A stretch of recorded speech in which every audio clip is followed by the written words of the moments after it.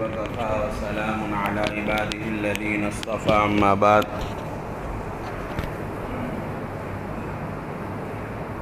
عن عبد الله بن عمرو بن عاص رضي الله تعالى عنه أربع من كن فيه كان منافقا خالصا ومن كانت فيه خصلة منهن كانت فيه خصلة من نفاق حتى يدعها إذا اؤتمن خان وإذا حدث كذب وإذا عاهد غدر وإذا خاصم فجر۔ محترم دوستو، بزرگوں، ہم نے 5-6 جمعہ سے پہلے ایک حدیث پڑھی تھی کہ اللہ کے رسول صلی اللہ علیہ وسلم نے فرمایا، حضرت عبداللہ ابن عمرو ابن عاص رضی اللہ تعالیٰ عنہ اس کے راوی ہیں، کہ اللہ کے رسول صلی اللہ علیہ وسلم نے فرمایا جس میں 4 نشانیاں ہو وہ منافق خالص ہے، اور جس میں ایک نشانی ہو اس میں نفاق کا ایک شعبہ ہے، ایک نفاق کی عادت ہے، یہاں تک کہ اس کو چھوڑ دے۔ تو وہ 4 ٹکڑے پڑے تھے۔ اذا اؤتمن خان، جب امانت اس کو دی جاوے تو وہ خیانت کرے۔ تو اس پر تو بات ہو گئی تھی کہ امانت کیا ہے۔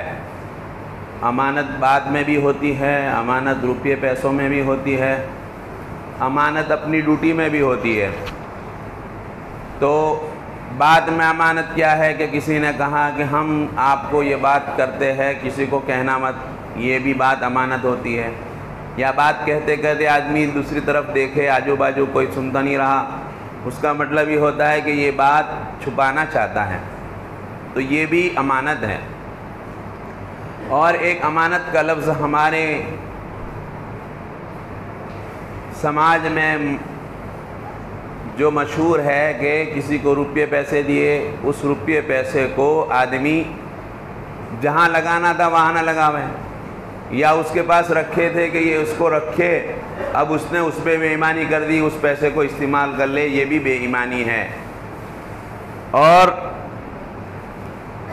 ایک امانت یہ ہے کہ آدمی کو کوئی ڈیوٹی سونپی گئی، کسی کو کوئی ملازم ہے، سرکاری نوکر ہے، کوئی مدرس ہے، اور کسی کے یہاں نوکر ہے، اس کو قرار کیا ہے کہ اتنے آپ کی تنخواہ ہوگی اور اتنی آپ کی ڈیوٹی ہوگی، یہ ڈیوٹی ہوگی۔ اس ڈیوٹی میں آدمی آگے پیچھے کرے، وقت سے بے وقت کرے، تو اس بے وقت کو ہو جانا، یا جو وقت دیا تھا اس وقت میں بے ایمانی کرے، برابر اپنی ڈیوٹی کو نہ نبھائے، یہ بھی بے ایمانی ہے۔ تو امانت کا بہت بڑا مفہوم ہے، اور قیامت کی نشانیوں میں سے ایک نشانی ہے کہ امانت کسی غیر اہل کو دی جاوے۔ اذا وسد الامر الى غیر اہلہ فانتظر الساعہ، کہ قیامت کا انتظار کرو کہ امانت غیر امینوں میں دی جائے۔ اور قیامت کی نشانیوں میں ایک نشانی ہے کہ آدمی جو امانت دار ہوتا ہے اس کو بے ایمان مشہور کر دیا جاوے، اور امانت دار پوری بستی میں کہنے کو ملے کہ وہ ایماندار ہے، یعنی پوری بستی ایسی ہوگی جہاں امانت دار ہی نہیں ہوں گے۔ آج بے ایمانی کا ماحول ہے، ہر آدمی اپنے آپ کو امین کہتا ہے، حالانکہ ہم سوچے کہ ہم کتنی امانتداری سے ہم اپنی ڈیوٹی کو، ہمارے پاس کوئی چیز امانت رکھی ہو، پیسے روپے، ہمارے پاس کوئی وقت دیا ہو اس میں، یا ہمیں کوئی بات دی گئی ہو، اس بات کو کتنا ہم ہضم کر پاتے ہیں۔ بعض ساروں کی ایسی بات ہوتی ہے کہ ان کو بات ہضم ہی نہیں ہوتی، ان کو جب بات کہتے ہیں تو وہ پورے معاشرے میں پھیل جاتی ہے، تو یہ بے ایمانی ہے۔ اور ایک بات تھی، حدیث کا دوسرا ٹکڑا تھا، اذا حدث کذب، جب بات کہے تو جھوٹی کہے۔ تو وہ بات وہاں میں نے چھوڑی تھی کہ اللہ کے رسول صلی اللہ علیہ وسلم جب مبعوث ہوئے تو یہاں تو سب ان کو صادق امین کہتے تھے، اب ان کو ساحر کذاب کہا جا رہا ہے، جھوٹے ہے اور جادوگر ہے، یہ سماج میں تفریقہ بازی کر دے ہے۔ کہ بھائی کو بھائی سے جدا کر دیا، باپ کو بیٹے سے جدا کر دیا، یہ کہاں جا رہا ہے؟ اب جن کو امین کہا جاتا تھا اب یہ مشہور ہو گئے۔ تو اللہ کے رسول صلی اللہ علیہ وسلم نے فرمایا کہ منافق کی ایک نشانی یہ ہے کہ اذا حدث کذب، جب بات کرے تو جھوٹی کہے۔ آج ہم ہمارا معاشرہ دیکھیں کہ بہت لوگ سچ بولتے ہوں گے، ہماری زبانوں سے ہزاروں مرتبہ جھوٹ نکلتا ہوگا، کبھی تو مذاق میں بھی نکلتا ہے، حالانکہ مذاق میں جھوٹ بولنا بھی گناہ ہے۔ اللہ کے رسول صلی اللہ علیہ وسلم مزاح فرماتے تھے، مذاق نہیں فرماتے تھے۔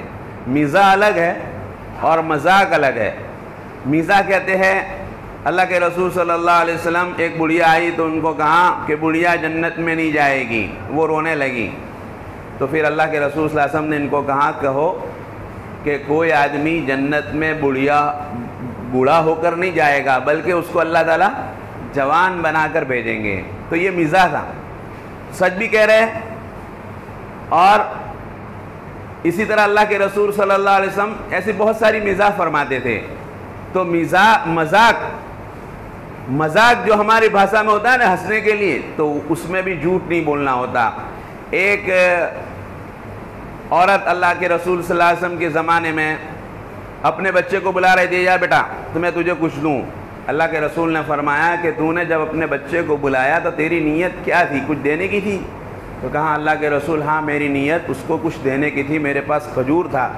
تو اللہ کے رسول نے فرمایا اگر تو نے نیت یہ نہیں تھی تو تو جھوٹ کا شکار ہوتی۔ تو نے جھوٹ کہاں ایسا جانا، جیسے ہم اپنے بچوں کو کہتے ہیں نا کہ بھائی یا میں کچھ دیتا ہوں، یا کتا آیا، یہ آیا، وہ آیا، جھوٹ بولتے ہیں، تو یہ اس سے جھوٹ کا عادی ہوتا ہے۔ تو بچے کو بھی اپنے یہ دین ہمیں سکھلاتا ہے۔ تو منافق کی نشانی ہے، جیسے اس دن کہا تھا، منافق کہتے ہیں دیکھنے میں تو مسلمان ہو اندر کافر ہو، پکا کافر۔ اللہ کے رسول صلی اللہ علیہ وسلم کے زمانے میں ہی منافق تھے، اور ابھی بھی ہے بہت سارے، اس زمانے میں بھی منافق ہے، اور اعمال میں بھی منافق ہوتے ہیں، اور عقیدے میں منافق ہوتے ہیں۔ تو اللہ کے رسول صلی اللہ علیہ وسلم کے زمانے میں بھی جو منافق ہوتے تھے وہ دیکھنے میں پکے سچے مسلمان، اللہ تعالیٰ نے اللہ کے رسول کو بتلایا تھا کہ یہ منافق ہے۔ اور حضرت حذیفہ رضی اللہ تعالیٰ عنہ، جن کو صاحب السر کہا جاتا ہے، صاحب السر رسول اللہ صلی اللہ علیہ وسلم، اللہ کے رسول کے بھیدی، کہ بھید کی باتیں کس کو بتاتے تھے اللہ کے رسول؟ حضرت حذیفہ رضی اللہ تعالیٰ عنہ کو اللہ کے رسول نے ان کو بتلایا تھا کہ یہ منافق ہے۔ تو ان کی تو اعمال تو بہت بڑے، نمازوں میں بھی شریک ہوتے تھے، ان کی نماز کبھی چھوٹتی نہیں تھی، اول وقت میں اللہ کے رسول کے پیچھے نماز پڑھتے تھے، حج وغیرہ سب کچھ کرتے تھے، جہاد بھی کرتے تھے، لیکن دل سے منافق تھے۔ اللہ تعالیٰ نے ان کے بارے میں پوری ایک سورت اتاری، سورہ منافقون، اذا جاءک المنافقون قالوا نشہد انک رسول اللہ۔ آپ کے پاس منافق آئیں گے اور کہیں گے کہ آپ اللہ کے رسول ہیں، واللہ یشہد انہم لکاذبون، اللہ فرماتے ہیں کہ وہ جھوٹے، اللہ گواہی دیتے وہ جھوٹے ہیں۔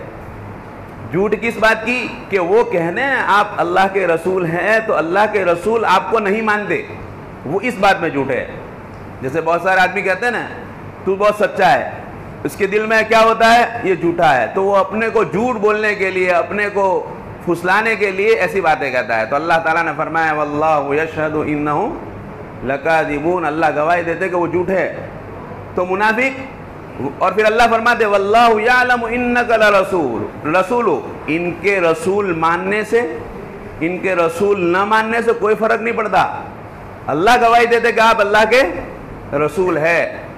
منافق تو جھوٹے ہے، تو منافق اس کو کہتے تھے۔ تو یہ منافقوں کی نشانی تھی۔ منافق